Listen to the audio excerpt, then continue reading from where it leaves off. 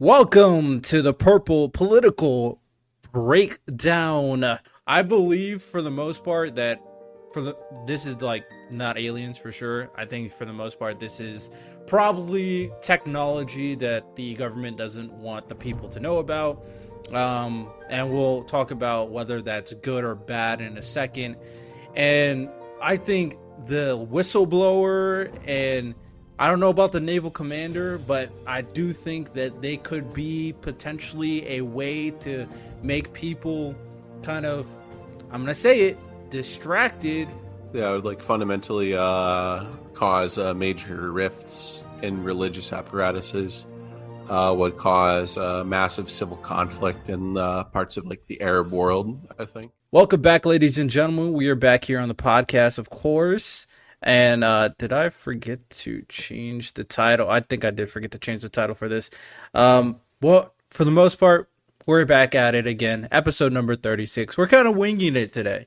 A lot of plans kind of get rescheduled a little bit, but there's a lot to talk about nonetheless. With that said, I'm your boy, your host, Riddell Lewis, here with my co-hosts, Jonathan and Paul. How you guys doing today? Very well. Oh, yeah, I'm doing great. All right, excellent. So let's get started off with the what you need to know. What is going on in the world today? Some interesting things that may or may not appeal to you guys out there. For one, there's some kind of a looming pressure of an impeachment of our Paul's man here, Joe Biden, in the works. So no, Joseph R. Biden. Joseph R. Biden. Thank you. Yeah. So we'll see how that goes. Of course, Hunter Biden and his plea deal that's going on because he's a great guy. We all know. The UPS union deal, as the UPS tries to increase their minimum wage. From what I saw, in terms of the part-time jobs, at least they want to change it from $16 to $21 minimum wage. So it's not enough. Yeah. Okay, all right. Yeah. Hey, definitely if you want a job, UPS driving, hey, that might be it. That might be it right there. And of course, the education department has opened a civil rights investigation into Harvard's legacy admissions. So, another thing in reference to, choosing certain types of people and joining colleges, we got rid of affirmative action. Is legacy admissions next? Who knows? So what do y'all think about what's going on in society right now? For the UPS thing, I'm pretty disappointed. The union needs to push a lot harder, and they need to get AC in the vans. I still cannot believe that they fell through on that demand. Like, it's absolutely crazy. They still haven't actually consolidated the pension fund yet either. They still haven't protected some of these like older workers and stuff like that. Like all of a sudden they just like came out for these new people. It's kind of like UPS has run the union or something like that. It was crazy reading it.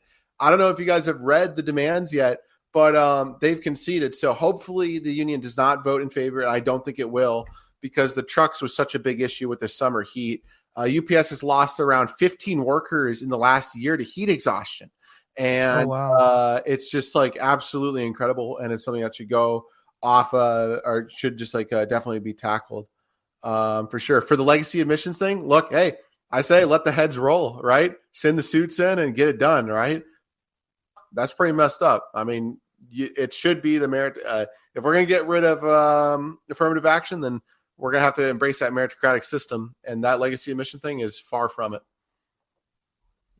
All right. I would definitely say at the very least, AC should be like a must in a lot of these places, especially with the heat wave stuff going on. With it getting even hotter in a lot of these places, so it's it should be kind of basic.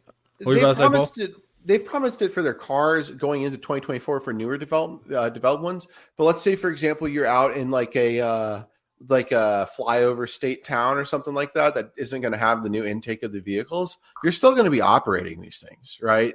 And as a result of that, it's just disappointing because this is like one of the most major things that the union should fight for. Not just benefits, but quality of life in the workspace is just so important. I'm very happy they made somehow these concessions for the pay rate, for the pay raise for the part-timers, right?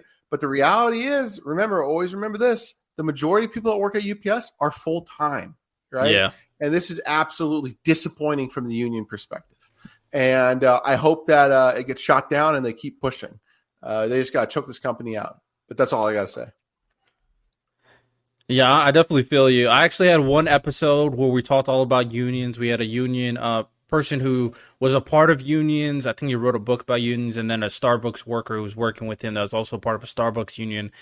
And I forgot to record the audio, and I lost that episode. So, just L host over here who's just be losing some great material. Another episode I lost was about a Texas attorney was talking about how we should jail misdemeanors, and we were talking about that conversation, how people who have misdemeanors should have bigger punishments. No, I think he didn't want to jail him, or no, I think he did. I think he did want to jail him. So that was a conversation we were having, and that episode is lost as well. So I lost 3 episodes, ladies and gentlemen. It's just gone in the archives. I know, you gotta, it's just so bad. You might need to find a better system. I just forget to unmute the mics. That's my problem. It's not even a system problem. It's just I forget to unmute the mics. Well, I'm saying the system that I use for my personal podcast, you don't have to unmute the mics. It does automatically when you press record. See, you're better than me. That's all I can say about that. But with that said, let's dive into our topic, the starting topic. We don't know how long we'll be on here, but it's an interesting conversation, especially with 2 religious individuals here, and that is aliens. Recently, there was a hearing that went on where a couple of individuals were talking about UAPs, unidentified aerial phenomena, as I believe what the acronym stands for. And from what I saw, the 3 individuals that showed up for the hearing that were pleading their case was a naval commander, was someone that is in the UAP division in the government, I believe, and someone a part of this kind of organization called Safe Aerospace. And he was the CEO for that company, talking about how we should have, good protection, safe protection, what is going on in our skies. And they're pleading their case that UAPs, UFOs, aliens, ladies and gentlemen, exist. What do y'all think? Fake. Real. Terrible. No, aliens aren't real. Oh. They're not real. The only argument that people have for aliens is space is really, really big. Therefore, they must exist. To which I say, that's hooey. There's got to be something out there, man. I'm telling you. Agreed, Yeah, bro. see? It's so big, It's- man. no, it's it's- infinite. It's really big, bro. Who cares? Who cares? So I don't I'm not one of the people who's aliens can't be real because of XYZ or whatever. I don't think, because a lot of Christians will either go one of 2 ways with it. They'll go oh, aliens aren't real because for some reason that would disprove God, or aliens must be real because of some, sometimes they'll take the track because God created a big universe and so he created everything inside the universe. But others will take the approach that I generally take, and it's yeah, sure, you can call them aliens if you want, but I do believe in angels and demons, obviously.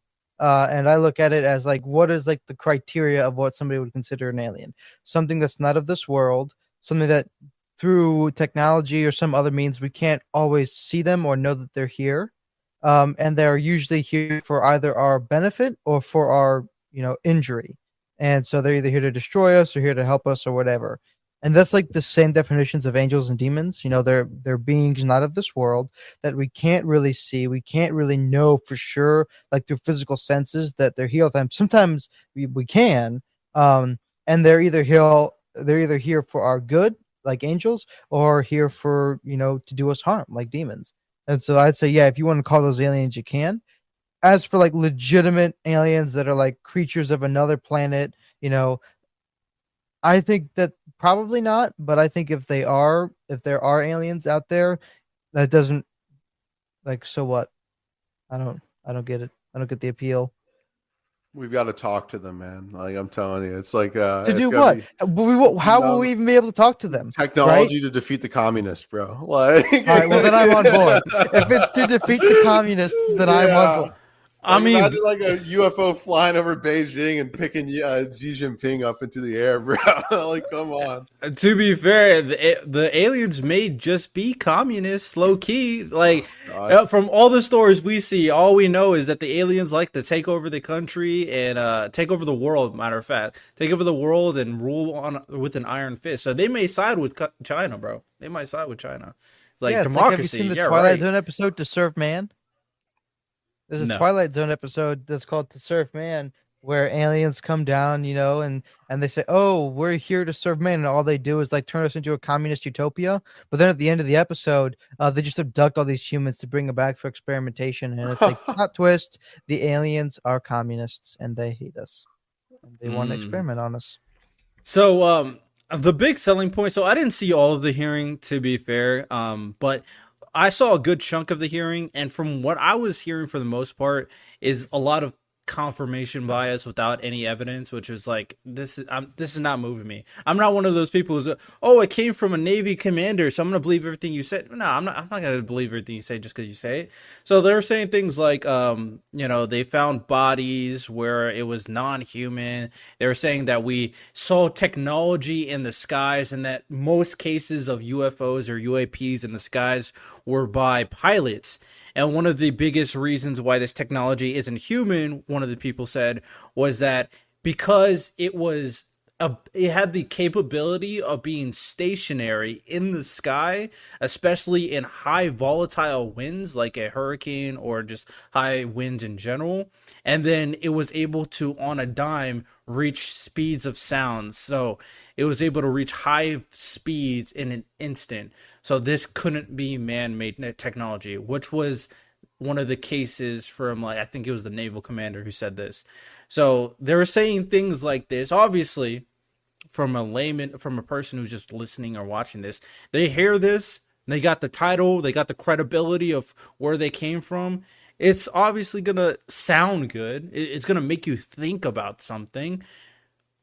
My thing, I'll kind of reveal my personal thoughts about it a bit later, but I guess I'm gonna ask you guys first. What do you guys think about these like important officials saying this type of information? So I Yeah, think that the USN guy is the most credible because his account only is based off of the aerodynamics of the tic tac that was seen, right? Now, for the other gentleman on the far left, I still believe him, but the guy that reported non-human biologics is though, and the one that went to Newsweek, I think it was, and spoke to them and did like an interview with them. Besides going to proper channels, right? And also being unable to testify that he has actually faced real deal reprisals for doing this makes me believe that there might not be non-human biologics whatsoever.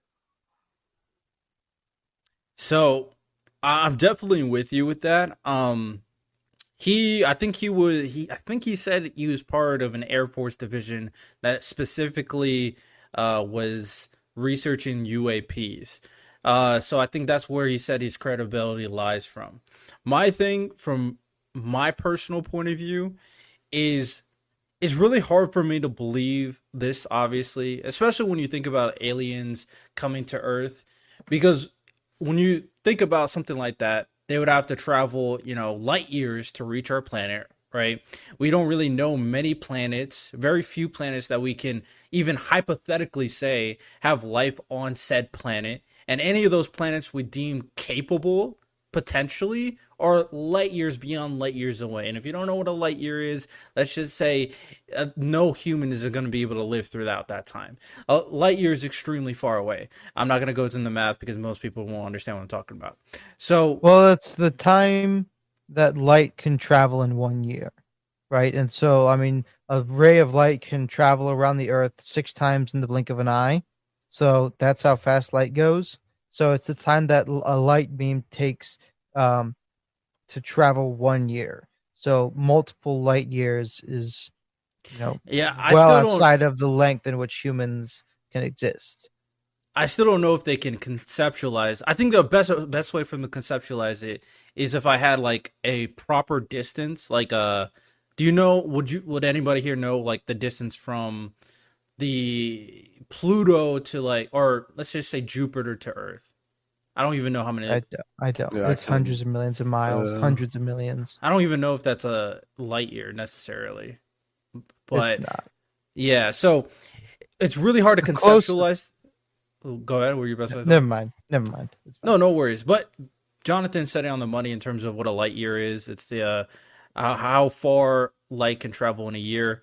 But that's why when it comes down to anything being the speed of light from what we know of, nothing with mass technically can be the speed of light. So these aliens would have to create technology that was able to kind of break down the mass to be equivalent to a photon. So maybe it's possible. Maybe an alien can create that technology, but then why would an alien create that technology, show up to Earth, and then lose to some like missile? Like it doesn't really make sense to me. So it's hard for me to believe it, considering how advanced I think technology there's that would be. Yeah, I think there's several, problems with this. I mean, science has shown so thoroughly, and typically the liberals will bring up how fallible like human vision and memory is.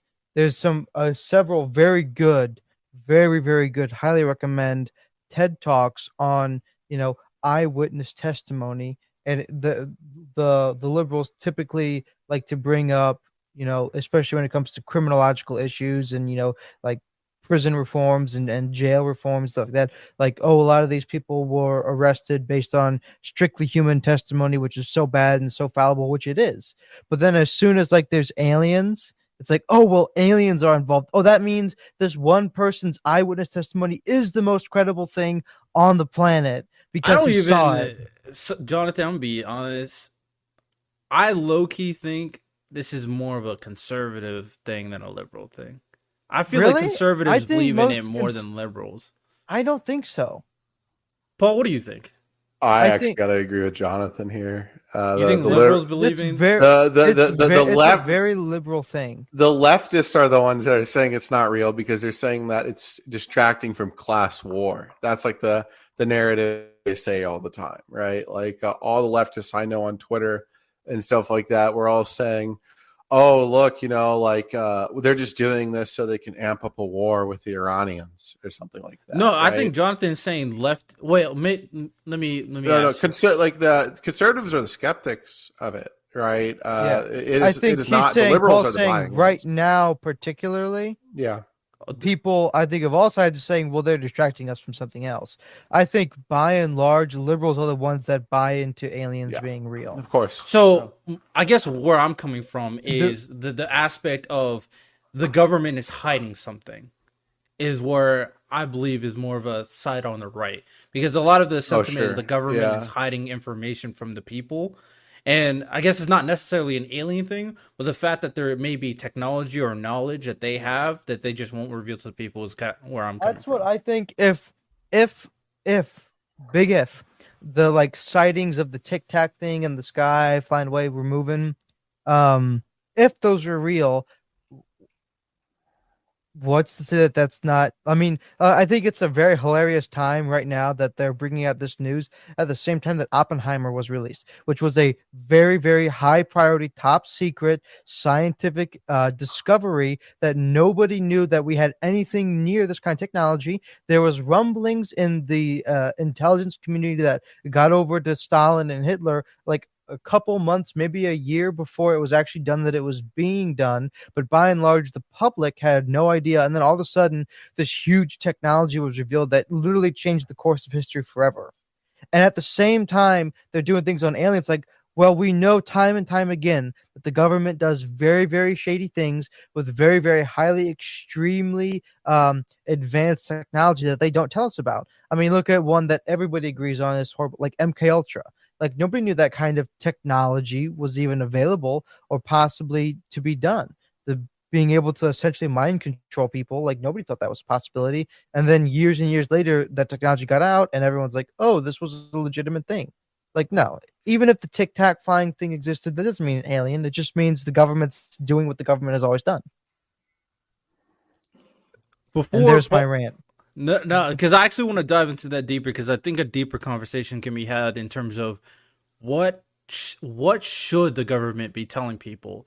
And I think that is actually a bigger conversation. But Paul, before you leave, my only question for you is: if aliens did exist, would that change society? Yeah, of course.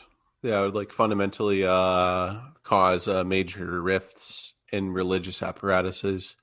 Would cause massive civil conflict in parts of like the Arab world, I think, amongst many other areas. Yeah, like Do you there think? would be a very large, there'd be a very large attempt to censor the information. I think. Yeah. Do you think net positive or net negative? Um, well, I have a commitment to truth, right? And if that was there, then I would just say, well, God created them too. And I would continue to move on. Yeah, like it wouldn't hurt me, but sure, I think that it would be a net positive to sciences, and to our understanding of the universe as well. Now, as to what we should do with the aliens, we should dissect them and and treat them absolutely inhumanely. I'm just gonna be real. Like, I'm gonna vote Republican for the rest of my life if liberals start like voting for alien rights. Okay, like it's not gonna happen. Like when I watch Avatar, I say, dude, why are we watching like these insurgents like kill all these innocent humans? Like this is crazy. This is Oh wild. man, this is a conversation. Oh, Yeah, dude. conversation of the future, because that bleeds into sentience, and that doesn't only go to aliens. That goes to sentient AI. That goes to animals. Oh, that's a Yeah. conversation AI can't be sentient. Yeah. for now. Takes the breath of God. True. Oh man, this is a conversation, and I'll just to be devil's advocate, I will be devil's advocate for that conversation for sure. But that's an interesting conversation for the future. I definitely think so. In terms of this, the situation regarding the aliens, I'm kind of with you, Jonathan, in the sense that I believe for the most part that this is like not aliens for sure. I think for the most part this is probably technology that the government doesn't want the people to know about. And we'll talk about whether that's good or bad in a second.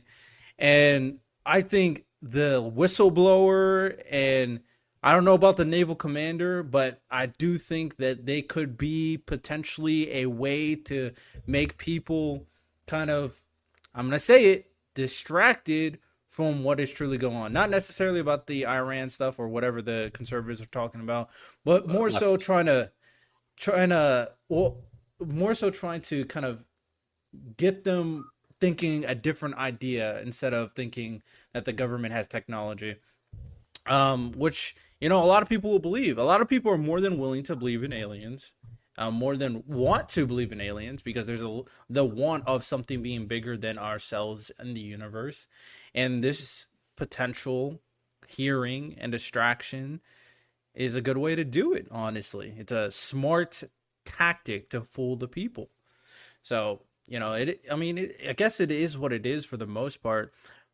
I guess my question for you guys, and we'll go into this conversation: should the government kind of reveal this type of information to the people in the first place? If they have advanced technology that could change the course of war and the world in general, is this information that the public needs to know? I'm going to say something and I'm going to have to go. I think it is wholly dependent upon the situations available to us, right? I think though here's like the big tuna, I guess. If Congress catches a whiff of it, then the people ought to know, right? That's like my number one rule. I'll reach across the aisle here. I'll congratulate Congressman Gates for asking the most important question, which was, why hasn't Congress gotten this report yet? And it's absolutely true, right? Like the reports they were talking about were withheld remember, like, we're taking this guy as word under oath and whatnot, right? Obviously he can go to jail for a long time if he's lying, but if it's true, Congress and the American people got held back on it, and they had a whiff of this entire information. And because of that, I believe someone's going to need to go to jail. But yeah, I do believe that if Congress catches a whiff of its existence, unless it's like wartime, then sure. But anyway, it was nice talking to you guys. I got to go though. All right. No worries, no worries. See you. Take care, Paul. So Paul's kind of sentiment was that if Congress knows, and I think there's some intrigue behind that because the Congress is supposed to kind of represent the people more so than any other branch for obvious reasons. They're the only ones that is like uh, voted, by the people, especially in their local area, with the state representatives, of course. So there's something to that, but I just unsure because we got a pretty good idea. Me, you, and Paul, we have a pretty good idea of how people are. Even people who are supposed to ideologically follow in line with our own personal beliefs, we understand that some people are just not capable of certain Moral types of fiber. knowledge. What were you about to say? Oh, that too. I said people a lot of times aren't capable of moral fiber. That Like that as actually, well. it's actually like this is one of my problems with a lot of the Republicans voted offices. Every time it comes down to it, they don't vote Republican. They vote with the Democrats. It's like if I wanted a Democrat in office, I would have voted a Democrat. So, but there's also that as well. A lot of people just simply don't have the wherewithal to understand certain things. Yeah, and Paul brought up a great point.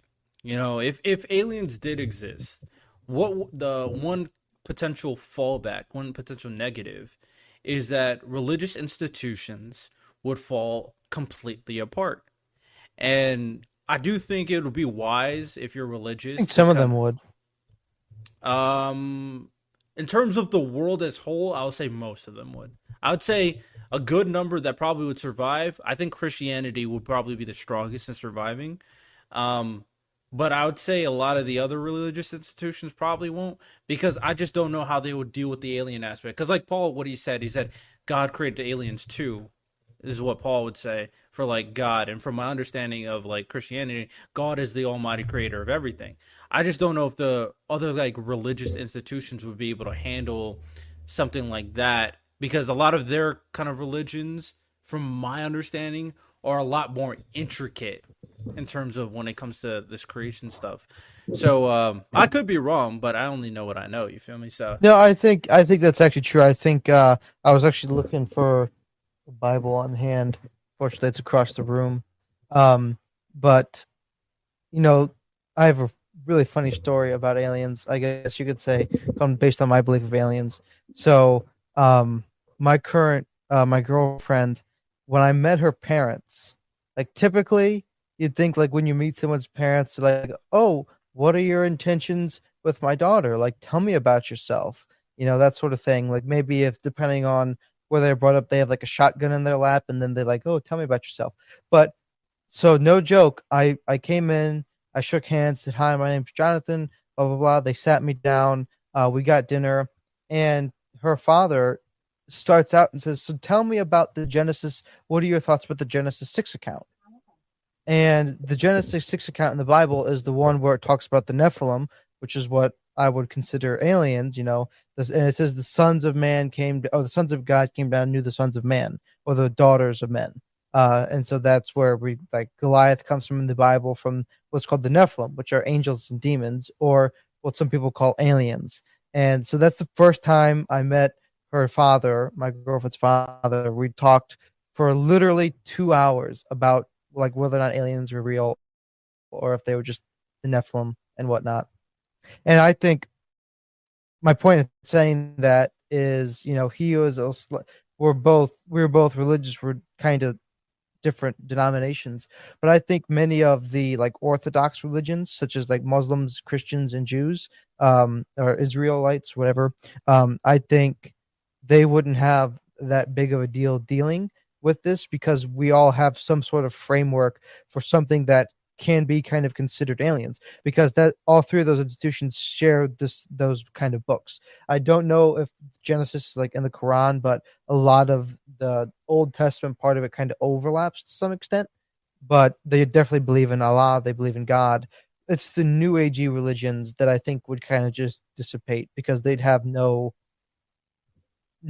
breath or wherewithal to kind of adopt that reality into its religion.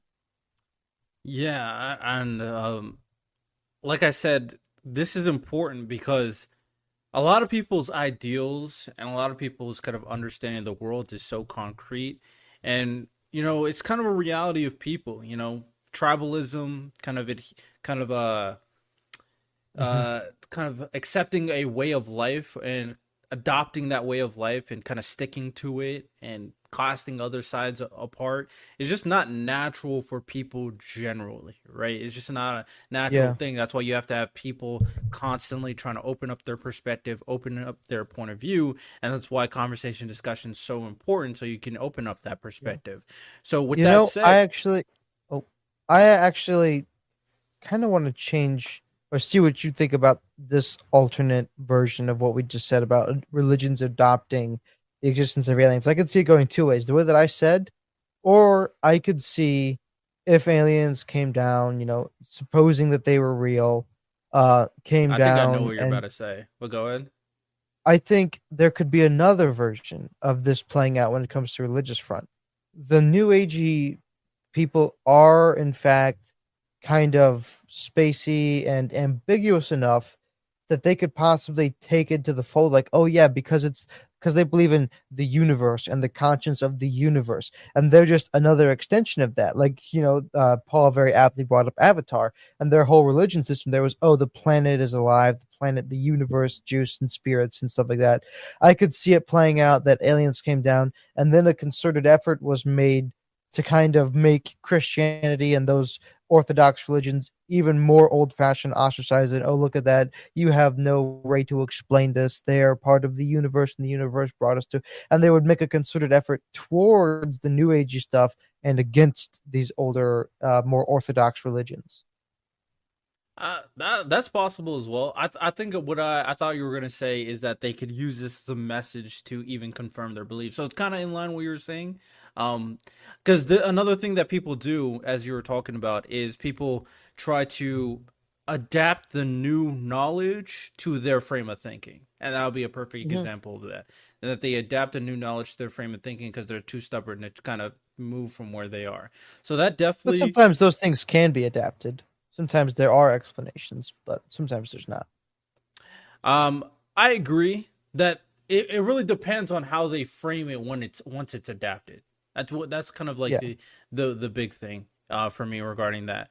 But overall, my point is that if the government as a whole, because I think some people need to realize this, because there are individuals out there, and for good reason, because I understand where you're coming from, but there are individuals out there that want the government to kind of tell them all the secrets. They want the government to tell them all the knowledge. They want to be the government to be honest with the people.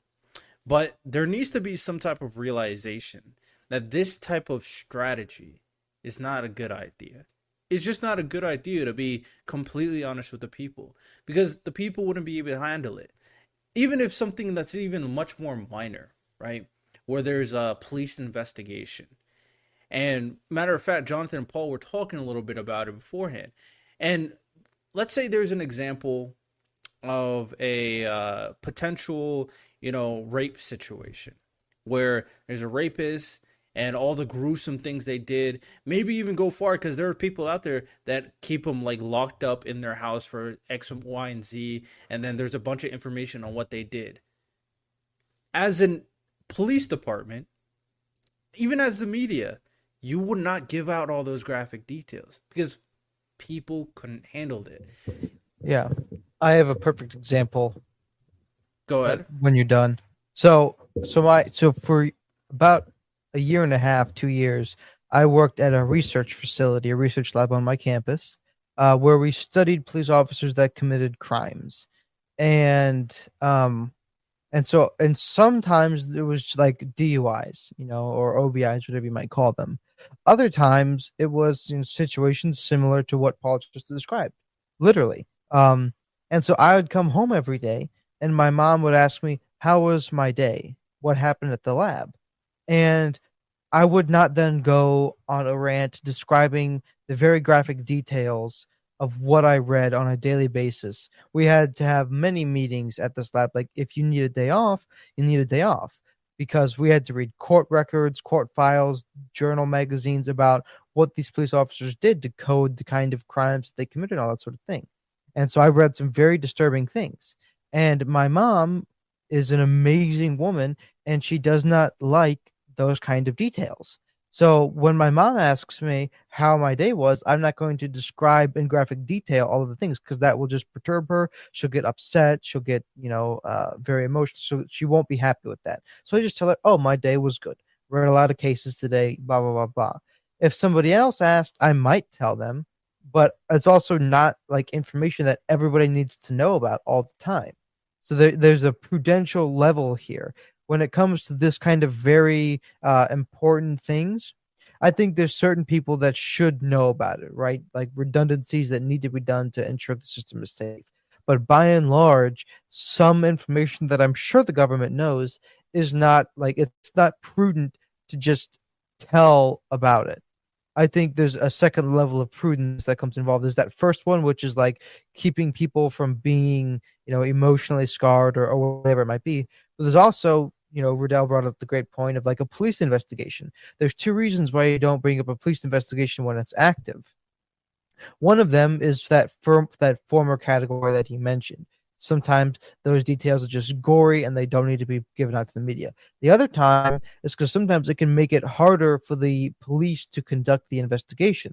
So there are plenty of times when the government is keeping information away because they're currently doing something very important. And if everybody knew about it, then that's going to violate and make it impossible to accomplish that task. Yeah, and that goes hand in hand with the government, right? So logistically, think about it. If we're going to use the example of advanced military technology, because more than likely, in my personal opinion, and I think similarly to John and probably Paul as well, is that we are not necessarily in believance of the fact that there's aliens. We think that these are situations where it's probably advanced weapon military technology. I would go a step further and say I would say I potentially think that whistleblower is someone that the military or the government wanted to do this meeting and this hearing to provide this information to make it much more skeptical in terms of aliens, or much more skeptical in terms of the military being involved, but it is in fact aliens, because a sentence like, oh, these bodies that we found were not human, that's so easy to grasp the attention of ignorant individuals. Well, So, is that verbatim what he said? Like, what um, did he?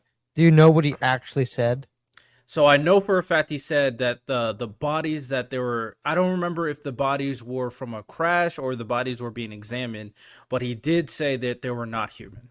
He 100% said that. Um, so he was referring to some bodies, the circumstance of the bodies, I don't know, but the bodies that he was referring to were non human. So this is a powerful statement. It's a powerful statement because it's like the perfect, oh, it's aliens. It's a perfect way to kind of conclude that it's aliens. So with that said, I that's why I think it's military technology, advanced military technology. Are people going to see it no matter how secretive you are? Oh, of course people are going to see it. You only have so much sky. You can't hide everything. So so the reason why I'm saying this is because the next conversation is here on how people, or should people know. Well, like John just said, that there's two prongs to think about. One, in terms of the most peaceful society you can create. The most peaceful society you can create is a society where everybody's ignorant of the realities of the world. Let's be honest. As the most, there's no way can make them honest on how much people are actually dying, because people are really ignorant in America. People don't really understand how much people are actually suffering in other countries. People don't really understand how much people are actually going and child trafficking and prostitution, dealing with some of the most horrible things that is happening every single day. They're ignorant. And that's how you create a peaceful society. Make them ignorant because they don't need to know. If they can't change it, then it's best for them to be ignorant. Well, there's a If I'm the great quote. leader, go ahead. I don't know where it's from. All I know is I saw it on Instagram. But there's like, oh, a democratic system is a government by the people for the people, but the people are stupid. So it's like it's it's so true what you said. And I have had the overwhelming privilege of being able to go overseas and see some of it. And it's sad that we laugh, but in Rwanda, in the capital city Kigali, which is like the only place in Rwanda where you can get any semblance of like first world city, because you can get hot spots and you go to nominally fast food restaurants and stuff like that. But there's a section of it that it's a slum, and literally the name of it is where do they poop, because there's nowhere for them to go to the bathroom. And so I don't know if that's more of a I was young when I was there, but I was old enough to grasp, and I don't know like if that was like a slang term for it. I believe that's literally what the name of it was called, because they literally have no place to use the restroom. So they just go right outside their door, and you can walk, and when you walk past it, you can see some of the periphery of that slum coming out to a big river that just flew through the middle of the city, and they would just bathe in the river. They just strip their clothes off and jump in. No soap, no conditioner, no shampoo, no hair lighten fluffer, like none of that. Like they just jump in and that's their bath for like the week. So people have just no concept of what happens outside of America. And that's very true, and I don't blame them, right? I would that's why I wouldn't have these like I am completely aware of how the world really works. But I feel like I'm capable of like conceptualizing, how it is at the end of the day. We're privileged to be Americans. We're privileged to live in America. And there's two aspects of the ignorance as well. There's obviously being, protecting them from the horrors of the reality of the world, and then protecting them from themselves as well. And I think that's where the ignorance of potential advanced military technology would come in. Right? In this situation, if we had advanced military technology that can do X, Y, and Z, and people and it's important to note that if we don't have technology that can be commercial use, why does the people need to know about it to an extent? I think that could definitely be brought out when it comes to a very very advanced technology, like you said, Oppenheimer come out, and let's say back in the day, the people found out about a nuclear bomb that can kill millions of people. Like, why do the people need to know about something like that if that exists? Right? So ignorance of themselves would come in when them potentially finding out that we have advanced technology that could maybe travel at speeds beyond a rocket ship on Earth. Potentially, I'm just making stuff up. I don't know if that's actually true. So, or maybe the Iron Man suit. Maybe we have something like that, right? And we have this technology. People, what are they going to want? They're going to want to know more. They're going to want to have access. They're going to want to see what it can do. And another aspect that he brought up, that Jonathan brought up in terms of the second part of the investigation, is the other countries. We need to realize that even though we're the most powerful country in the world, we have the number one military. One important part of staying powerful is keeping secrets, making sure that the other countries can't even guess what we have or what we're about to do. That's a very important strategy, and when handling and kind of showing your power, right? So, of course, this is not something we want other countries to know, and I'm sure they have technology they don't want us to know, right? So having people know about this, wanting to know more, potentially even writing to know more, and making it a problem, because once you figure out, I forget if we talked about it in this episode, we said one of the most dangerous type of person is like a normal person that has like amazing ambition, right? I think that was something like that in terms of the quote. But the reason why that quote exists is like an average man who has like all the time in the world and has like a straightforward goal, and he will do anything to accomplish that goal.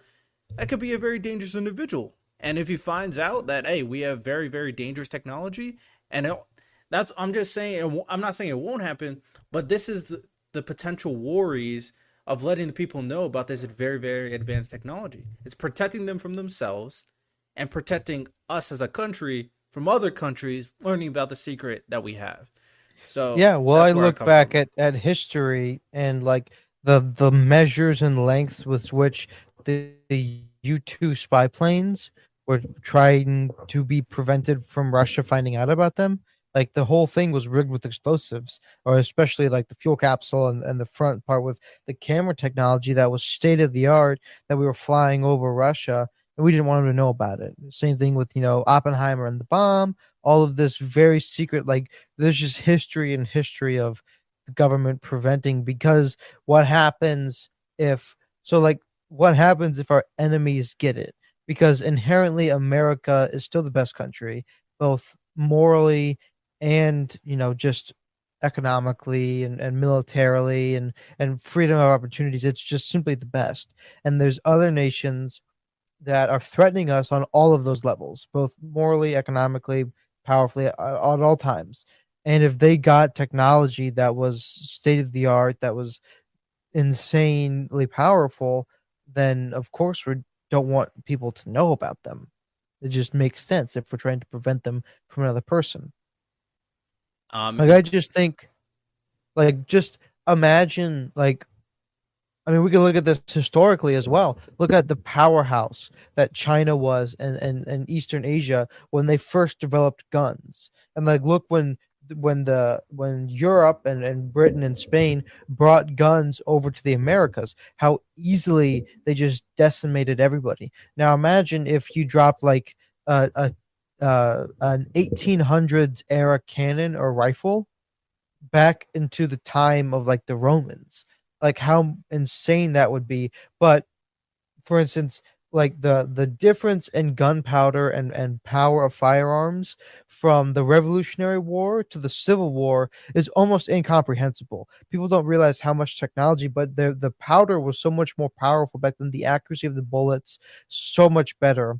And imagine if other countries got a hold of that at the same time that America did, how big of a difference that would make, let alone if you have this incredibly state of the art technology, like say just an 1800s gun, you took that back to the War of the Roses times. Like that would have been an incomprehensible tool to eradicate any country easily. And if America has this kind of technology that's that state of the art that can get to the speed of sound in literally seconds, that can stand perfectly still in the sky, if any of that is actually true, which I still doubt, but if it is true, imagine if our enemies had the capability of that technology. It's just incomprehensible. exactly. So it just makes sense that we want to keep this information kind of closed doors at the end of the day, especially with the introduction of everybody having a smartphone technology, right? Everybody having a camera, right? It's even harder to keep information at bay because, people complain about all the Russian hackers, but they are out there. So once the information is public, any country will find out about it. So it's even Well, that's more another thing important. that I question. Sorry. What? What part? It's like everybody has like my phone camera is amazing. Like right now I'm recording this on my phone camera. It's pretty good quality.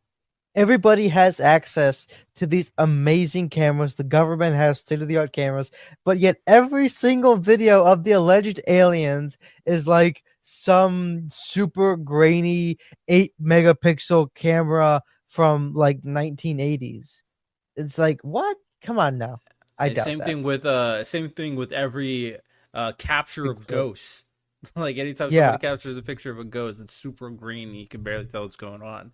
So yeah, I understand people want aliens to exist because I mean I personally think aliens exist to an extent. Like I think there's other life.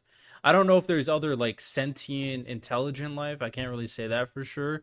But 100% there's definitely like organisms out there that are living, and I wouldn't be surprised if they're living in conditions that are different from humans, like a organism that can breathe on hydrogen instead of oxygen. I mean, it's possible, it's not impossible technically.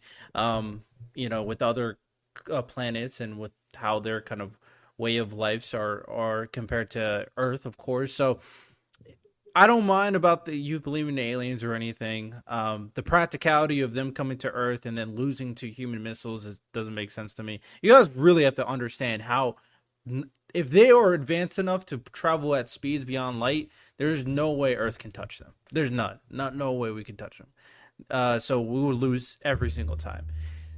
But with that said, the government conversation should be understood. And if you were in power, ladies and gentlemen, if you're listening, if you were in power, you would do the same thing. If you have kids, you don't even tell your kids everything. Like let's make it very simple for people. If you had a 6-year-old daughter, you're not telling them everything you're doing in the house. You're not telling them about the taxes, the chores, the bills, the harassment I might have had at work. You're just not telling them. And I'm sorry to Yeah. equate the U.S. people, the U.S. citizens, to kids, but like, just think about it a little bit. Yeah, there's a really funny comedy bit that I saw that this guy's like, I can't stand people that are this and that, and if they don't believe in conspiracy theories, it's like, I'm sorry, but the government is in charge of all of its people. I'm a father who's got just one son, and I lie to that kid all the time. It's like it's exactly right. Like I would like if I was like a 6-year-old or like even now, like as a grown person, if my dad came up to me one day and was like, dude, you know, we're just really struggling financially right now. We're having all the issues. I think the bank might take the house back. This has been happening. That I'd be like, why are you telling me this? I don't want to know that. Like that would freak me out as an adult. Imagine if I was like a 10-year-old, like I wouldn't even know what to do.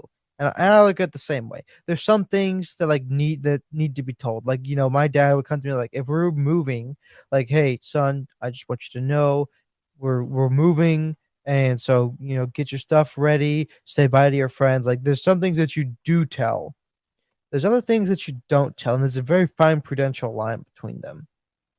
So, speaking of conspiracy theories, let's just dive into it. Let's have fun today. Well, first, let's talk about some technology that people say that we have, right? So, one thing that I heard that the government is hiding is I'm sure you've heard of like the conspiracy theory that we have technology in Antarctica that can cause Yeah. earthquakes, right? Yes. So, what do you think about that? What do you think about? Let's bring out another piece of technology so we can have a more broader conversation. There's also kind of theories about having technology that can manipulate the weather. So that's another theory that we have technology that can manipulate the weather. And is there any like other big ones that you think that we're hiding from the people that there's been theories about? Death laser rays from above. Laser. I mean, we know we have lasers. I think it's not hard to imagine us to have like deadly No, lasers. I those are the two that I know, like being able to control the weather and being able to cause earthquakes. Maybe like some broader people always speculate, like especially over COVID, like the mass formation psychosis, those sorts of like telepathic waves. People always, like to talk about That those would that sorts of would things. be tough to really I know. don't I I think that's easier to do just through the media, exactly how they did it over 2020. Like I think that's how they would do that. It wouldn't be some piece of technology. Okay. So, okay, this is what we're gonna do, right? We're gonna go through a bunch of different things that people are saying. The people are saying that the government is keeping secret. We'll say if it makes sense or not. Like if it was a secret, we'll say yes, I would keep it secret versus no, I would keep it secret, and then we'll talk about whether or not we even think this is a real thing. So, first thing, technology at Antarctica that can create earthquakes. What do we think? If we did have a technology, would you tell people? If we had that, no, probably not, because that's something that would be very dangerous if our enemies got. Yeah, I wouldn't tell people either. The practicality of this technology to create earthquakes, I would say, obviously, in terms of like it screwing up our enemies, of course it will screw up our enemies. That'll be very deadly technology.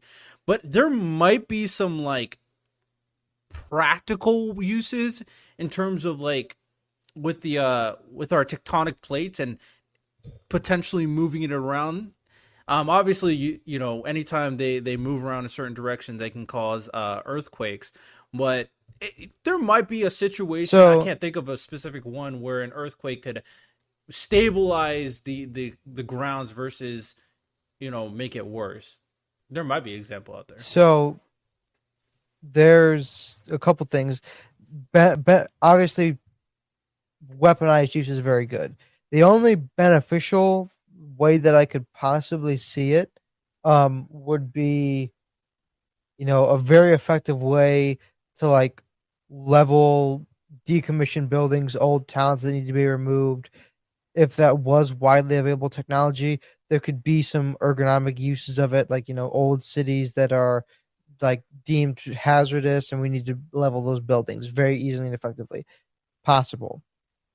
The level of earthquake would be so beyond our capabilities, like, because the way that earthquakes work is two tectonic plates moving together, and it's not the sliding that causes the earthquake.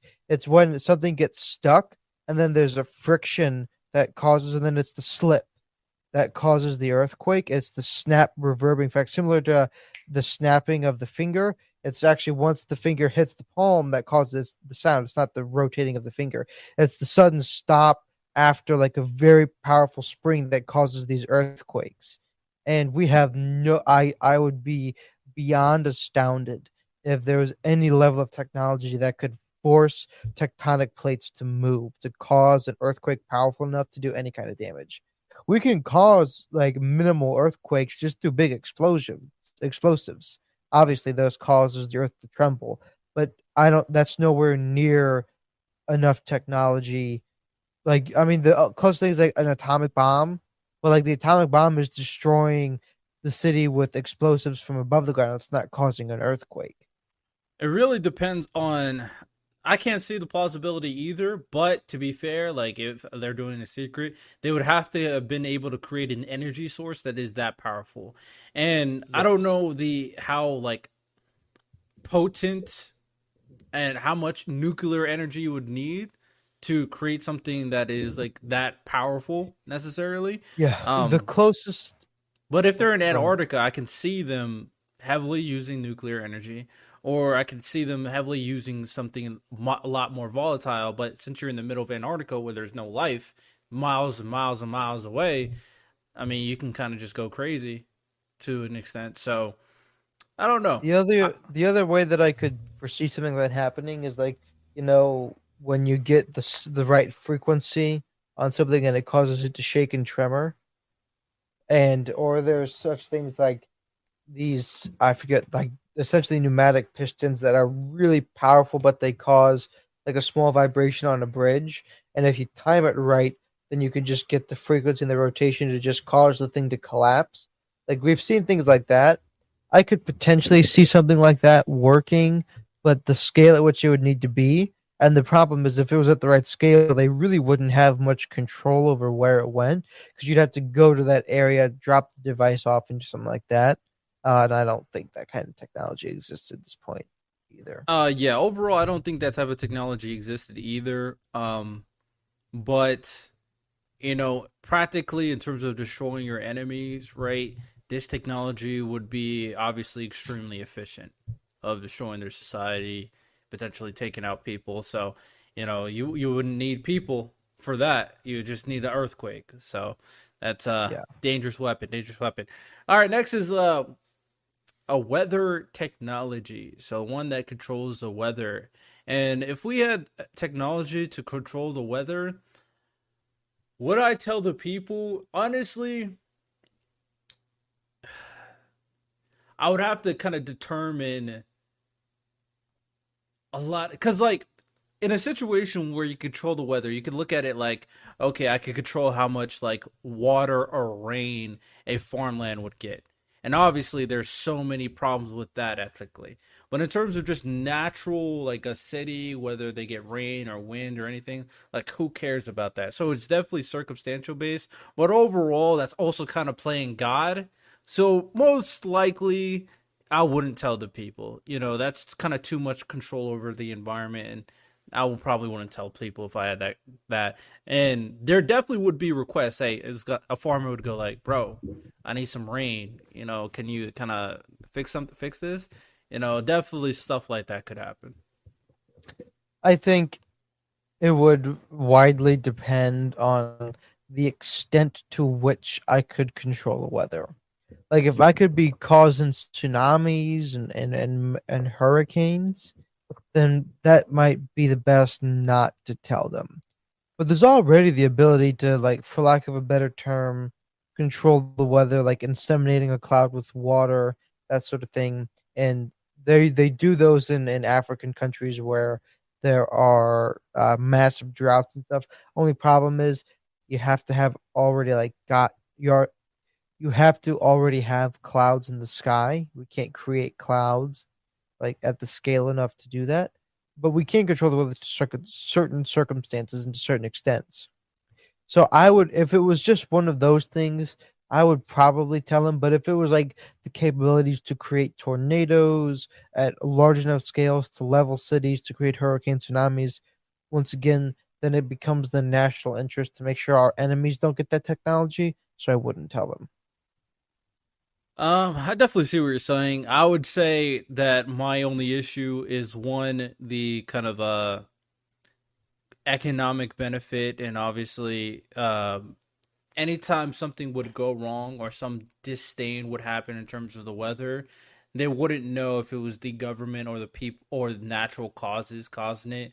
So there would always be kind of some unwariness in terms of the government and their act on the people. They would Yeah, have to make it very apparent when the technology is being used every single time they use it.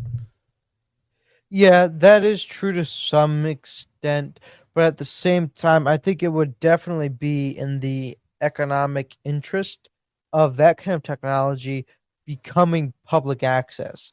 Because obviously, with that, it's going to take a lot of money to operate that. That would certainly get into the hands of very large business corporations that would control it, and then they could contract uses of it out.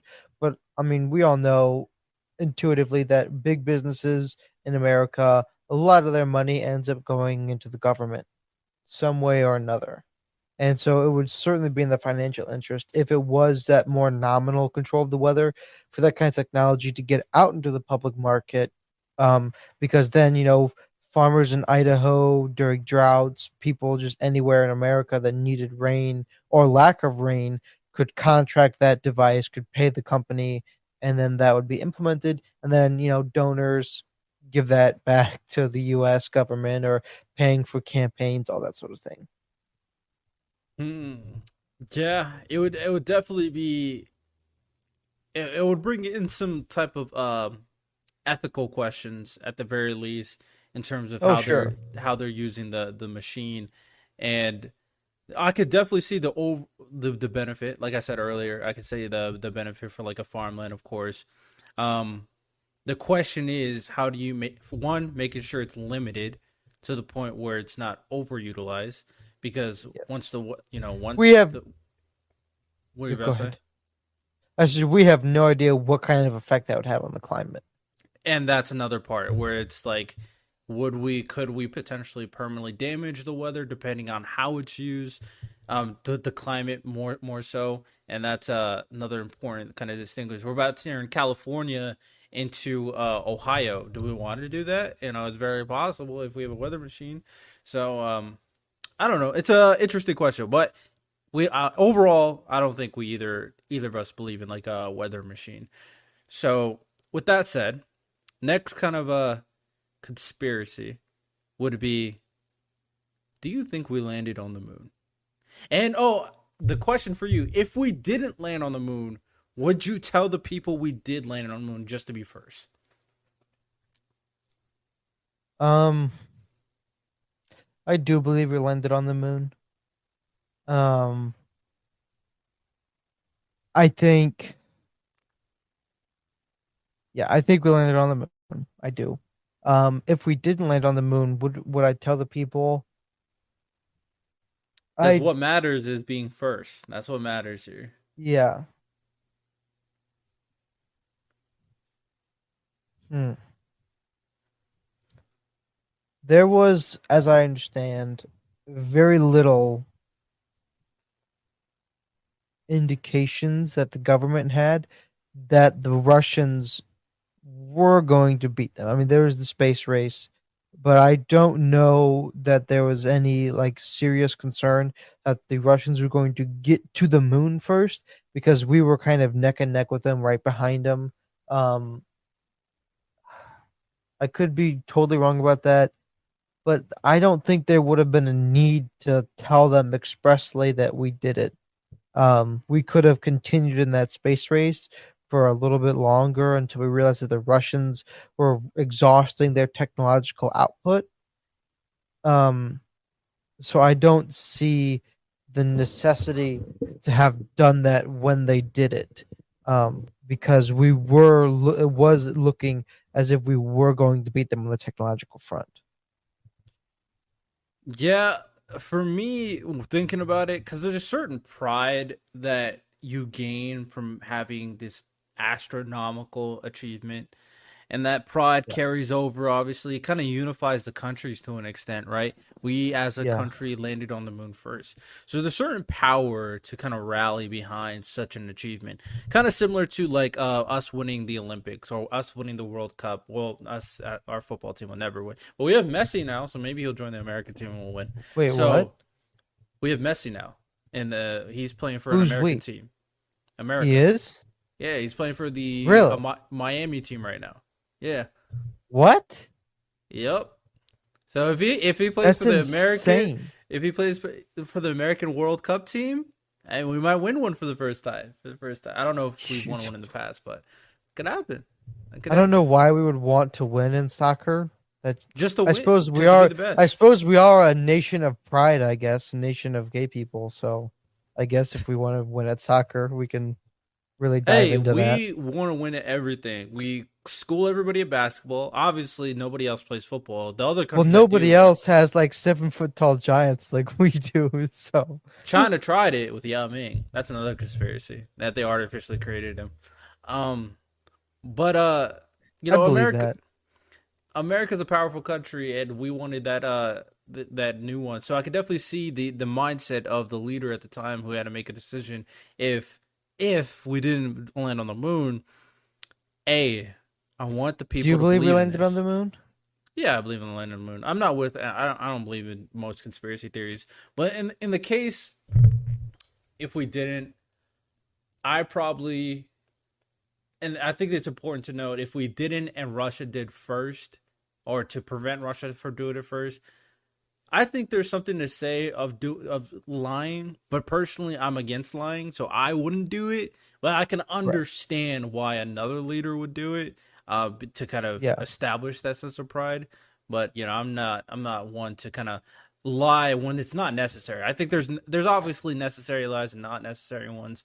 I don't think this one would be a necessary lie. All right. I got a conspiracy theory for you. Go for it. Okay. All right. Did Hitler commit suicide or did he go to Argentina? Did he actually commit suicide or was he still alive? I mean, I think he committed suicide. I've heard You so many. do? Yeah, I think he committed suicide. To be fair, I haven't really. This is not something I overly research, but at the same time, like I feel like there's so many They theories out there of like big criminals escaping death and going somewhere else. No, I don't believe all of them, but I do believe that Hitler is alive because they did a DNA test of the bones which the Russians claimed were Hitler. That like they got the bones, and it was a 20-year-old girl whom they said was the charred bone structure and skeletons of Hitler. Not his, because obviously the rumor is he committed suicide with his wife, who still would have been a 40-year-old woman at the time or 30, late 30s. But the bones that they said were Hitler's was like a 20-year-old girl's. So I would have to look up the context of one, where did they find the bones, and two, um, what I guess that would be the most thing. Like, where did they find the bones? Did they find it in the room? Did they find it maybe the? I wouldn't. At the I would have to bunker. figure out the context of the location, and then second, the context of the declaration of Hitler's suicide. So I would have to look into Yeah. that. I'm not saying I've done a whole bunch of research, but I have seen some things and watched some. I can neither confirm or deny if this was on the Joe Rogan podcast, but it might have been. It might have been. But no.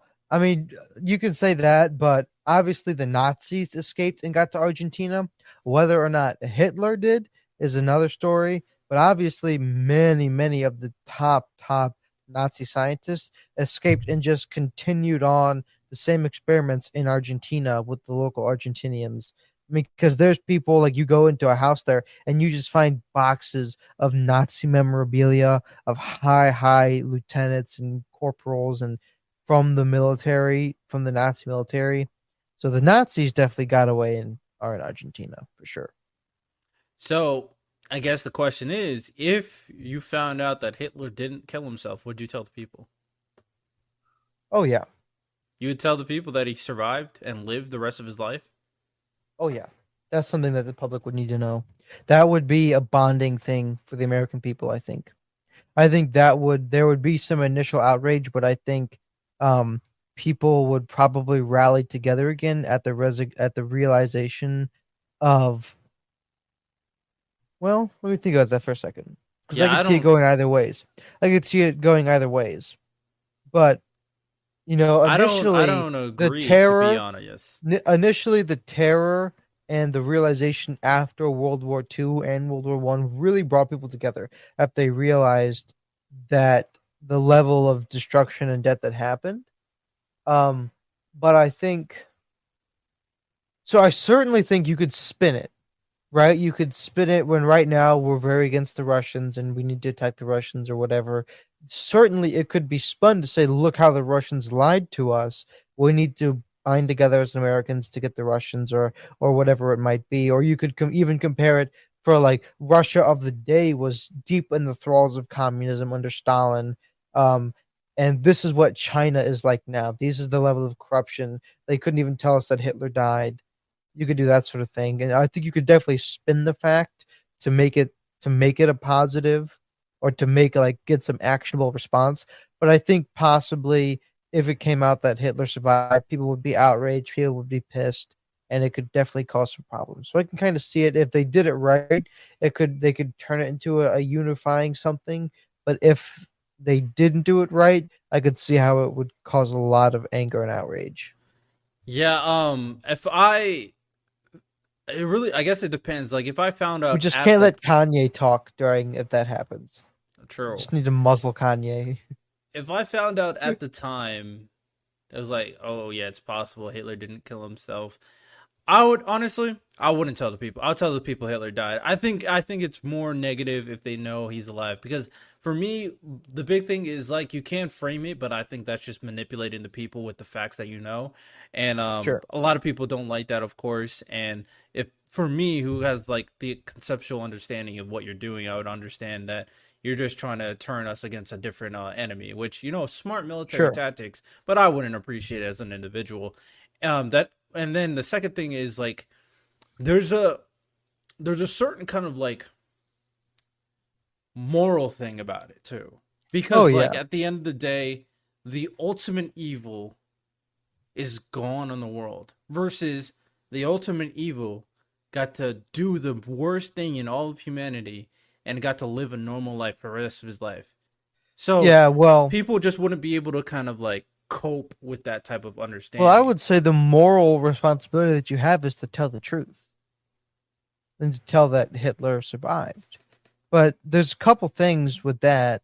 Um, the absolute evil is still Well, around, the right? moral Because understanding, I definitely agree that the moral understanding would be the moral thing for the person would be the truth.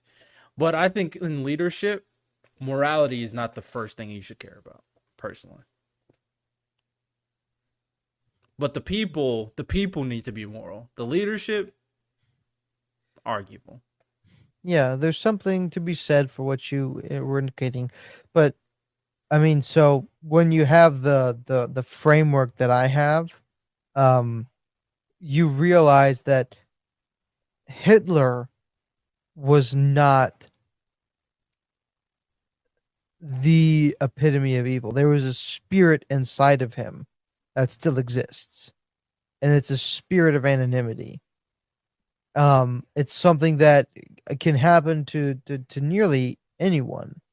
Not necessarily just like boom, one day you wake up evil, but the thing that makes Hitler evil was a spirit behind him. And we saw the same spirit in Joseph Stalin, who killed more people than Hitler did of his own race. The people that died under the USSR was just unimaginable. I mean, the Cambodian killing fields that happened in Asia, like these people, Hitler, I think obviously, obviously Hitler was a despicable person. There's something twisted in his brain and in his spirit. But people don't realize at the same time how many other people were doing horrendous evils on a very similar scale. I mean, the people that, Mao Zedong killed, the people that happened in the Cambodian killing fields, the people that died in the USSR, the Ukrainians that were slaughtered back then. You want to talk about like slaughter today? Oh my gosh, the Ukrainians that were slaughtered back in 1930s and the 40s, unimaginable, unimaginable death and tragedy. There is a spirit that animates, and it still can come around today. That evil, because Hitler is dead, doesn't mean that that will never happen again, because it already has. And we see this. This is one of the things that we see that is problematic, that people identify on the far right, people like Nick Fuentes, who use the same sort of rhetoric.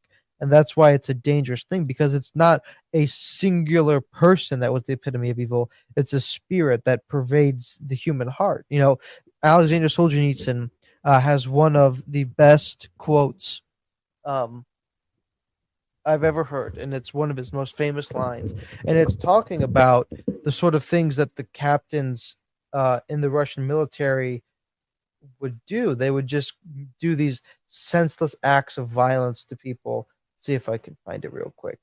But it's essentially the line that divides between the good and evil cuts through every human heart. And the point of that is, um, I'm not going to be able to find it. But the line, it goes through every human heart. Anybody at any time can have a really bad day and start a catalyst of events that leads you to do something horrendous. And that's what he's saying there. And I think we try to pass off like, oh, all evil is embodied in this one person over there.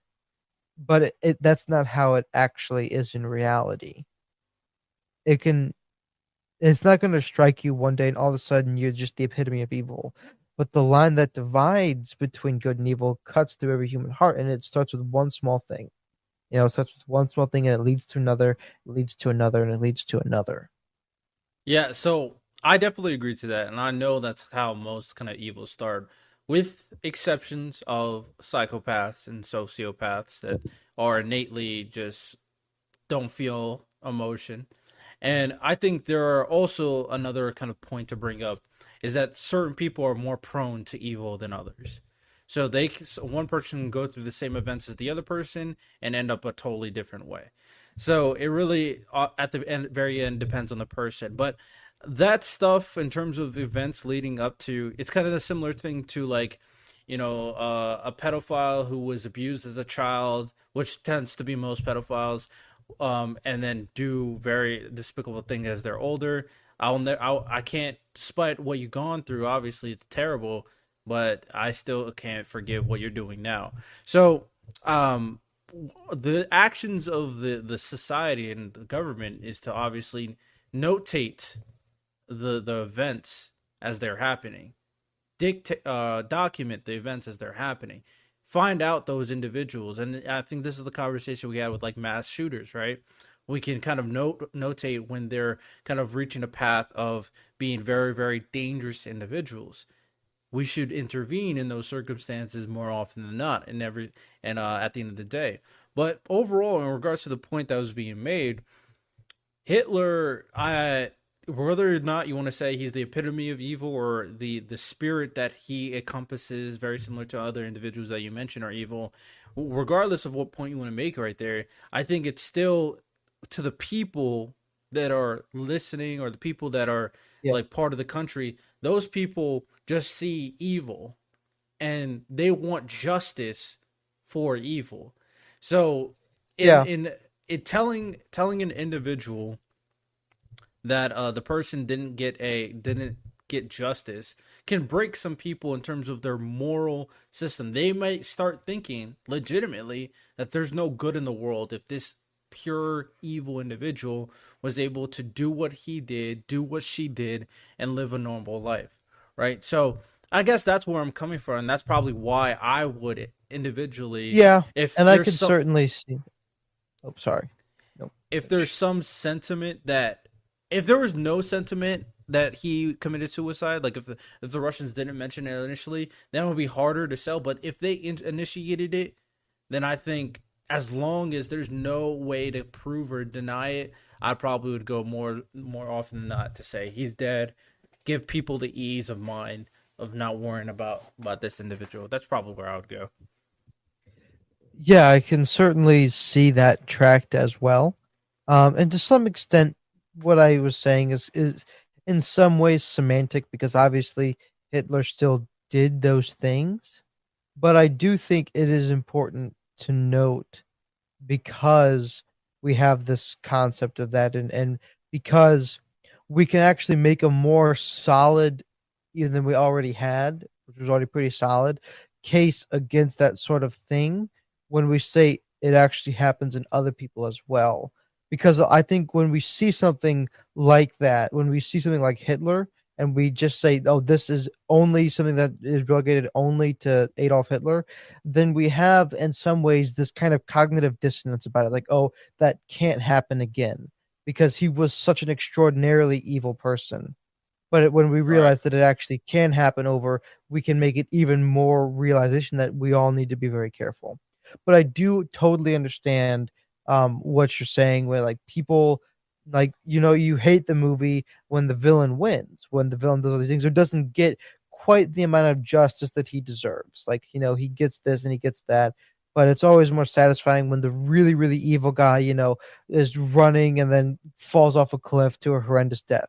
Like it's more satisfying when that kind of happens because the justice is served. So I do understand that as well, but we also know, I suppose we don't technically know, but Stop right there. Yes, this is a little mini ad. Don't skip. Don't skip.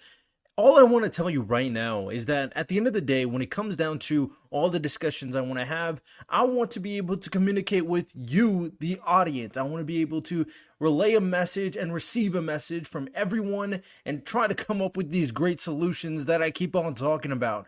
So if you want to be part of the community, make sure you go to the website and sign up for not only the email list so you can get weekly emails from me for the podcast episode, informational sessions, all that great stuff, but also sign up to go on my Discord so you can be part of the discussions, debates on my live streams. So be sure to go to the website www.purplepoliticalbreakdown.com and go to the email list, sign up, and go to the Discord and join the server. Now back to the episode. I would hedge my bets to say that even if Hitler lived out the rest of his days here, justice did happen to him, because we're eternal beings, and so we go either to a good place or a very very bad place. And that's a fair way to think as well, which I'm not mad at it. What kind of aligning with that, there's another theory that Jeffrey Epstein didn't commit suicide. Oh, And that, please don't even. That's not a conspiracy theory. He didn't commit suicide. Not a chance. Even the well, FBI admits it now. well, it goes farther the fact that he's not dead at all and that people think that Oh, he's still alive but oh hidden. no, he's dead. He dead. So, okay, let's say he is alive. And as a government he's alive. And the reason why he's alive is because he has all those dirty secrets about all those very, very, very, very important people. Would you Well, tell that's the all the more people? reason to kill him. You wouldn't keep somebody alive that has all the secrets. My conceptualization of this is the information is held hostage, and the And if he people, dies, then he if gets he released. dies, it gets released. Yes. Okay. Okay. No, that's obviously something you don't tell the people. You don't let the government like the no, if you're the government, obviously you don't tell the people because they has the secrets on you. And so if they know that he's alive, and they know that all the secrets that they people already kind of know is true, but don't really know is true. As soon as you find out that, oh, Epstein is alive, then that morally, obviously, yeah, you have an obligation to tell the truth. They should change their ways. They should all probably relinquish their posts and let better people take over. But the government's not going to do that. So of course you don't let the people know. Yeah, I mean, I unfortunately, okay, let me think. So, okay, I'm in a situation because, like, me and you, let's say we're in a situation of power. Me and you would never do it. We would never be some weird pedophiles on Epstein Island. But we know he's alive, and we know he has secrets about people we know, like powerful people in our government. And it doesn't stop there. Oh, He knows powerful people in other countries because he apparently there was princes on there, government officials from other countries, government officials from our allies. So yeah, yeah. Talk we're about not personally, whistleblower stuff. Yeah. well, yeah, we're not personally involved, but we can put everybody to shame real quick. We could put everybody away, Oh yeah. I blow that whistle all day.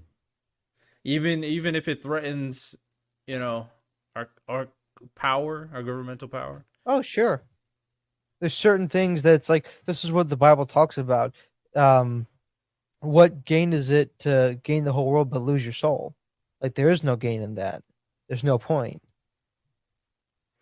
It's something. It's also something that. But you're not Never mind. I'm not going to get into the big you don't you're not philosophical. exactly telling the people who were the pedophiles. You're just telling them Jeffrey Epstein's still alive. That's all you're telling them.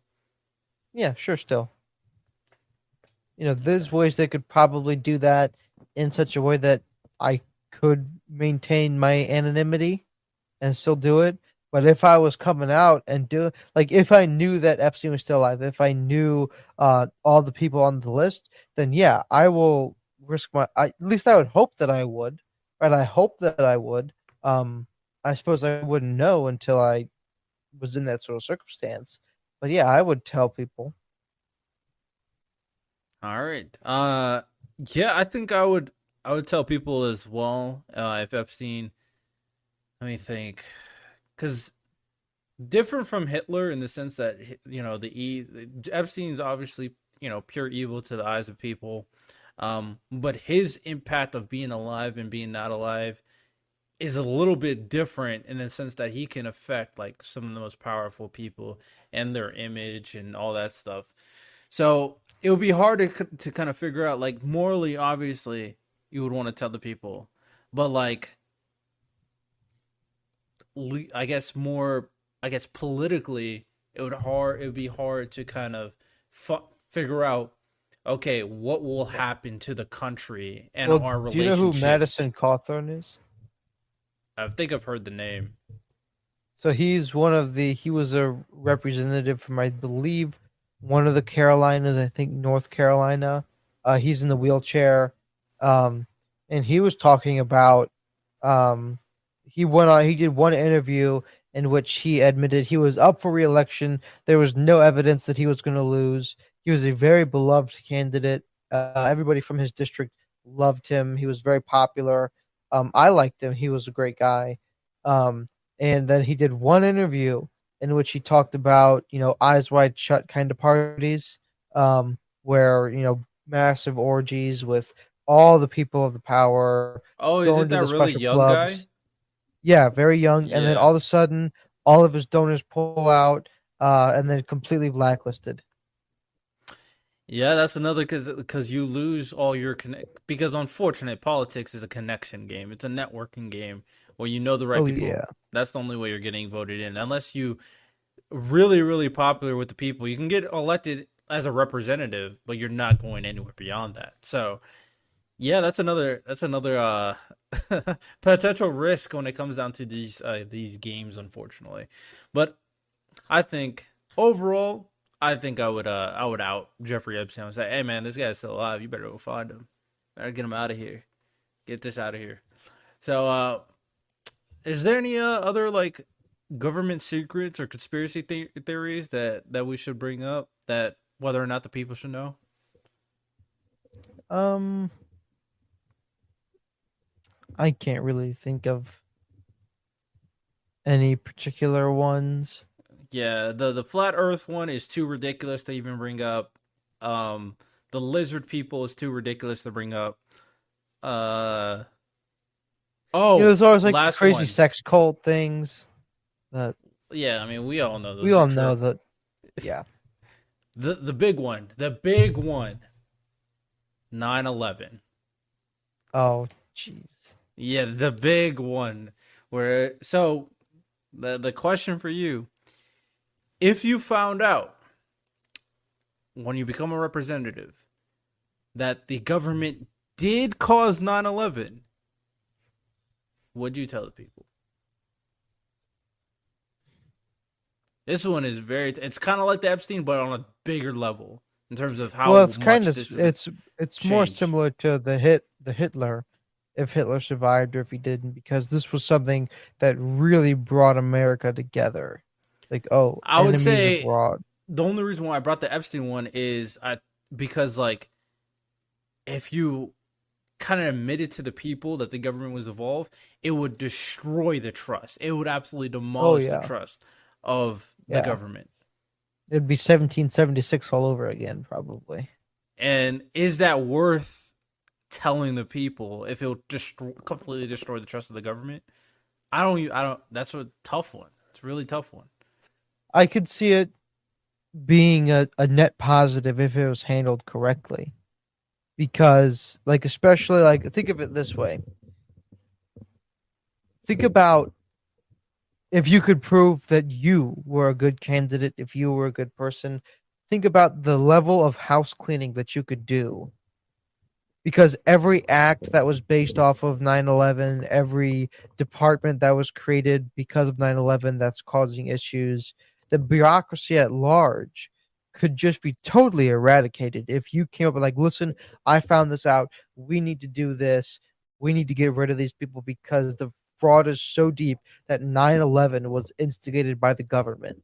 Like, the level of cleaning house that you could accomplish with something like that is ridiculous, and you would be totally justified to do it, right? It's not like what you said before when I said, oh, you could spin it in such a way as Hitler being alive is a positive because you could gain this kind of benefit and point out this. Like, this would be a totally justified, like, quasi jihad inside of the American government. That, like, listen, this is the extent to which something, this is what needs to happen, and yada yada yada. So, I would think of it that way. I think The that you would have. But there's something to be said that there could be a blessing in disguise, so to speak, in terms of increased like after 9/11 the TSA and the security at airports were increased.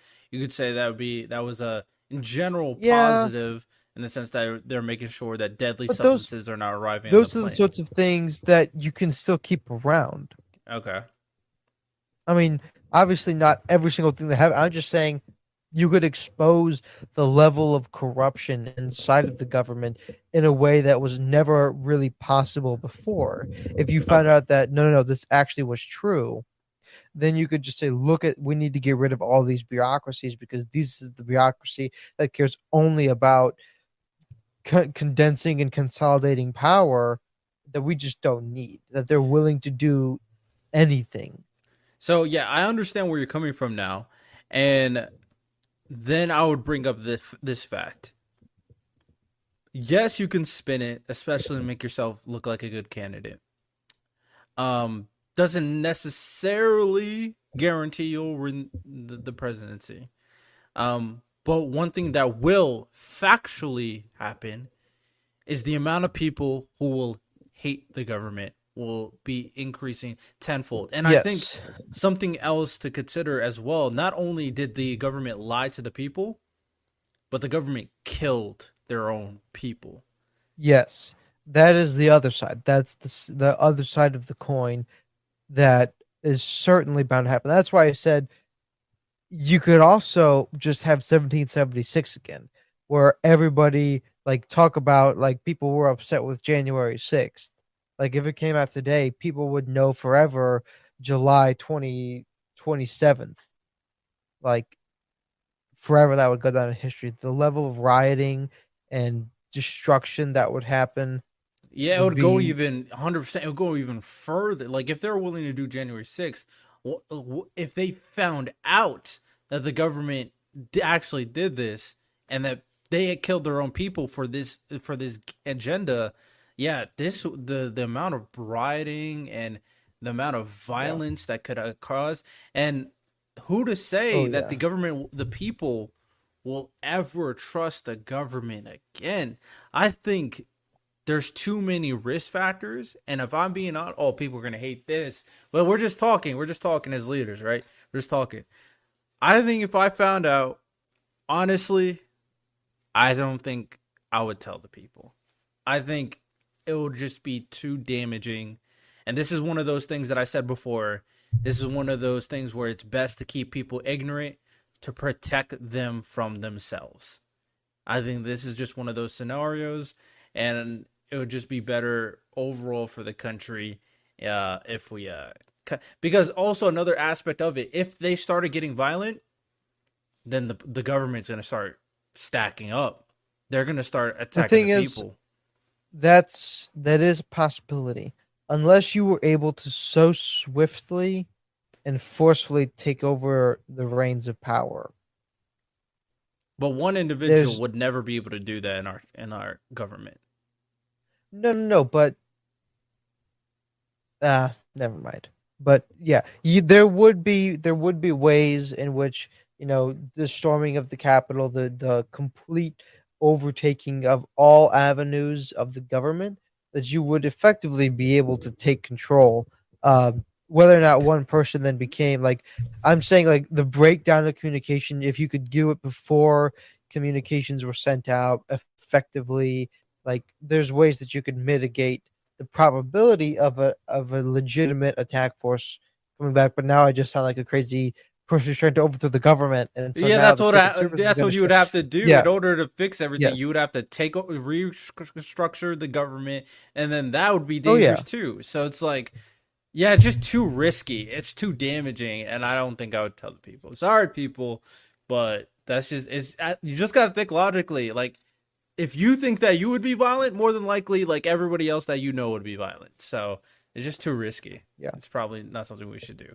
Um, like, but it's crazy. But just see about that, all the situations where with cops and black people, right? The amount of riots and protests and violent riots that happen after some of those, like, this is at a different scale. It's just too risky to reveal that information. But I definitely, what I would do is I would hold that information over so many people's heads, and definitely kind of hold that That's power. how you get on the hit.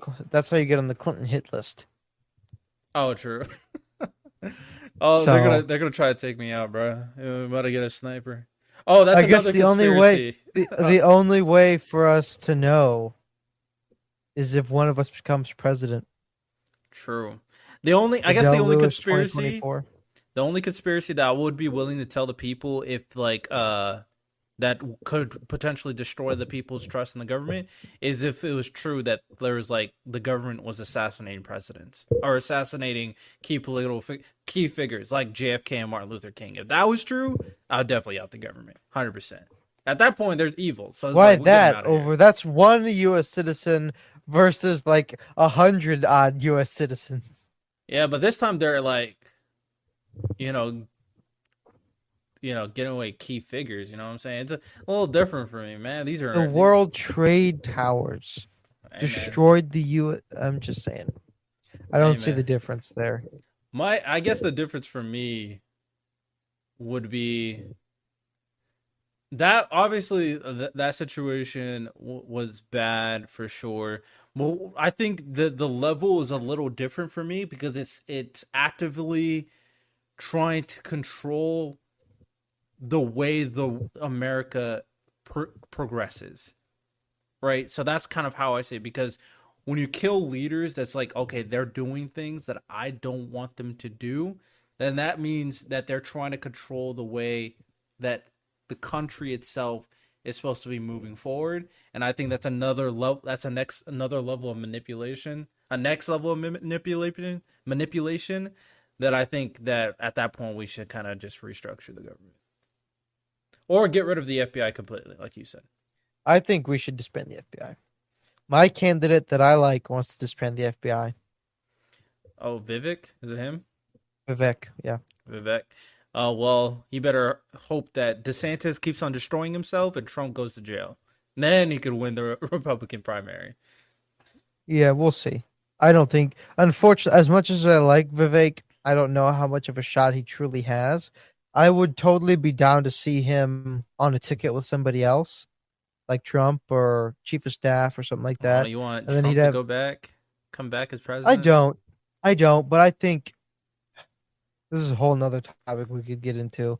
He could But join RFK's staff because RFK says he's a Democrat, but he's not a Democrat, bro. He's he is not. a Democrat. He is. He's not. I'll see when I believe it. He's too conservative conspiracy for me. For him The to be only Democrat. conservative thing that he has is he's an anti-COVID vax. And Every other policy he he thinks has the is FBI Democrat. killed JFK too. He's Want to well, get rid of the yeah. FBI and anti-vax? That's two big conservative conspiracy things. Yeah, but he's pro-abortion. He's pro all the other things. I guess it's a scale. He might scale 51. I would have to look into it. 51-49. It's a big scale. Pro-abortion. Because he Me. doesn't have, like I was talking about the last time with you and Paul, conservatives right now, they're not concerned primarily with political policies. They are concerned with values. They want a return to conservative values. And so their candidates have to have conservative values. This is why RFK religious? I don't He- think so. So he's I pro-abortion. mean, he Is might there be anything nominally else? religious.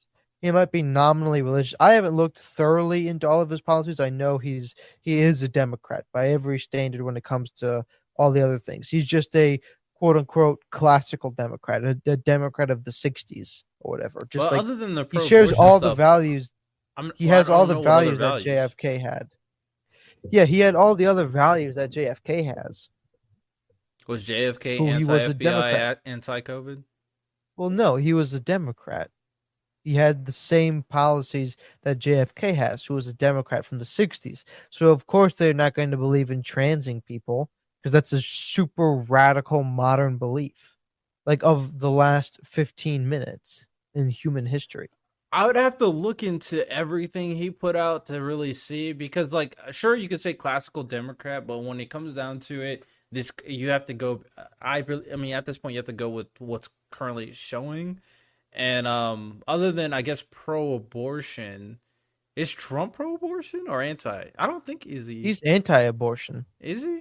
He I he feel like he had ran. many abortions though in his No, life. well, he didn't have any abortions. Oh, true. He might true, have true. paid. He might have paid for some abortions. I'm sure. Yeah, that's what No, I'm saying. I'm no, sure no. he paid This is some what people. this is what I was about to say. Right. This is why I don't like Trump for my first pick. If he's the candidate, he's the candidate. But I am not convinced that he legitimately shares my values because up until 2016, he was a Democrat, and then he found it politically beneficial to run as a Republican. This is why I much favor DeSantis and or Vivek because they, as by every measure that I can find, they generally or rather genuinely believe in those values. Trump does not. At least I don't. Maybe he had a change of heart, but even that's now, like you were about to say, he's rolled back a little bit on his anti-abortion stance. He's saying that there should be, abortion up until a certain amount, which he did not run on in 2016 or 2020. So he's rolled back on some of the stuff. He's rolled back on some of his LGBT policies, while the other ones are doubling down. So Yeah, that's kind of like I guess I see RFK like a Trump in the sense. yes, That's he's probably a why. Democrat Trump.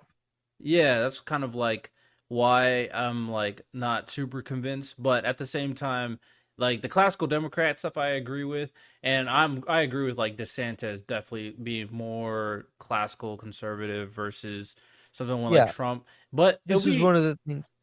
it's interesting because moving forward, if we have people who are towing the line, like RFK and Trump, what is that?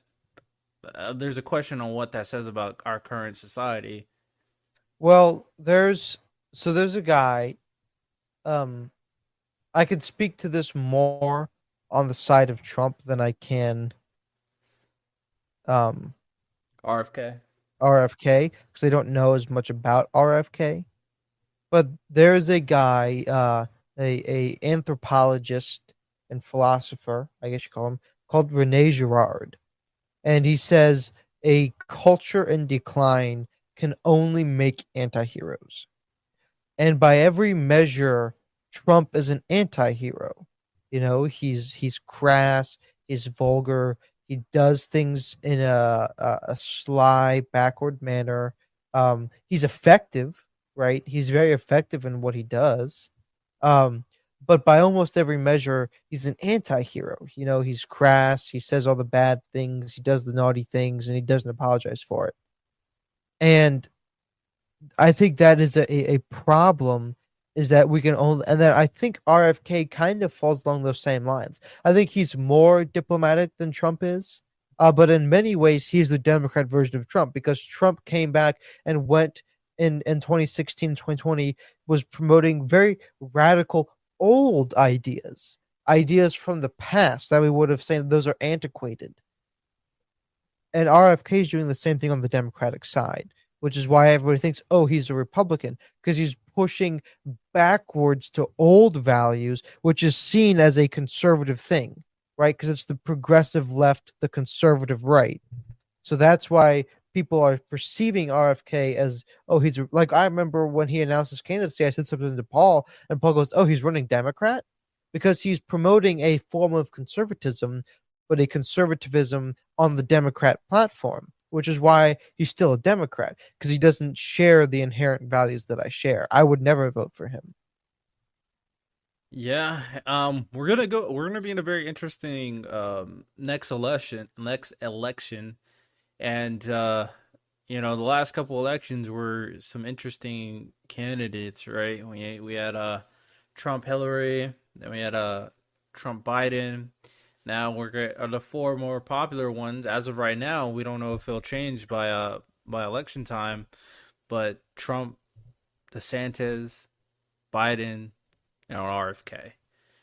I don't know. Yeah, Maybe I think. we need someone to Yeah, shake it I up. we could do a whole podcast. I think on, especially with Paul on, we could do a whole podcast on our nominees. Yeah, I'm saving that podcast episode once we get closer to election time and figure out what one will they be the four primary nominees moving forward. As for right now, they're the most popular one, but you never know. There could be this random guy. Last year Bernie was super popular. Then Biden If came out. somehow they could knock down Trump's ratings, if somebody could really get to like the 20s, 30s, because I don't think DeSantis has broke 20s. But if Vivek or DeSantis himself could get up into the 30% ranges, then I think there might be a shot at dethroning Trump. But he's just so far ahead right now, uh, con- especially for the Republican ballot. But who knows if somebody could get enough third party support, or if an RFK could really challenge Biden. If Biden, maybe he keels over in the next couple months, you never Which know. is also You know, possible. Then we're gonna have which is to also possible. have Kamala Harris run as president. Yeah, I don't think she. Well, I don't know if she'd run. I don't know if she could get elected. I think. I mean, I think she probably would run. Would she get You elected? do? Hell no. No, she's definitely not winning. Yeah, I think she definitely will. I am 100% think that one of the things behind Kamala is she wants to be in power. That's Oh what it yeah. seems to me, Oh and yeah. it at the very least helps her case if she took over for Biden after maybe he croaks one, and then tries to go for a re-election as an official president. But Yeah. yeah, we'll see. But that's all we got for today. You know, we kind of waffled for a little bit, but you know, it was a little fun episode as we talked about something important at the very least, in the sense that there is value in keeping government secrets, even government conspiracies. That for the most part, if you're being honest with yourself, the people probably shouldn't know. You know, you don't want to destroy what you got going on. You don't want to wake up every day, go to work, you know, get some McDonald's, maybe come back, you know, throw on some video games, play some Call of Duty or 2K, maybe go on YouTube or watch some streaming service on that. There's so much, you know, it may be a boring life, but bro, this boring life is so blissful and so easy. You don't want to stray away from that, you know. So we gotta keep things how they are for now and constantly improve our current system and make sure that other potential bad stuff doesn't happen in the future. So that's all we got for today. Hope you guys enjoyed per usual. We'll be back, of course. Y'all have a good one. Rate it 5 stars. Take